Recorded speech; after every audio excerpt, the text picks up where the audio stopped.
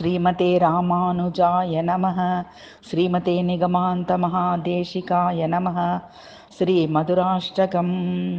अधरं मधुरं वदनं मधुरं नयनं मधुरं हसितं मधुरं हृदयं मधुरं गमनं मधुरं मधुराधिपतेरखिलं मधुरं वचनं मधुरं चरितं मधुरं वसनं मधुरं वलितं मधुरं चलितं मधुरं भ्रमितं मधुरं मधुराधिपतेरखिलं मधुरं वेणुर्मधुरो रेणुर्मधुरः पाणिर्मधुरः पादौ मधुरौ नृत्यं मधुरं सख्यं मधुरं मधुराधिपतेरखिलं मधुरं गीतं मधुरं पीतं मधुरं भुक्तं मधुरं सुप्तं मधुरं रूपं मधुरं तिलकं मधुरं मधुराधिपतेरखिलं मधुरं करणं मधुरं तरणं मधुरं हरणं मधुरं स्मरणं मधुरं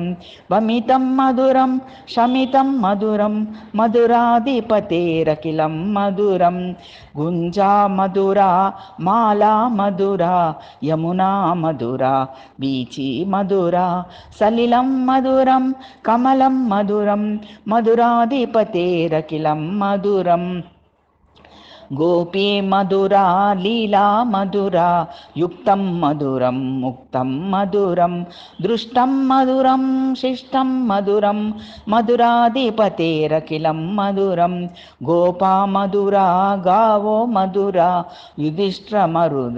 मधुरा सृष्टेर्मधुरा दलितं मधुरं फलितं मधुरं मधुराधिपतेरखिलं मधुरं श्रीमधुराष्टकं समाप्तम्।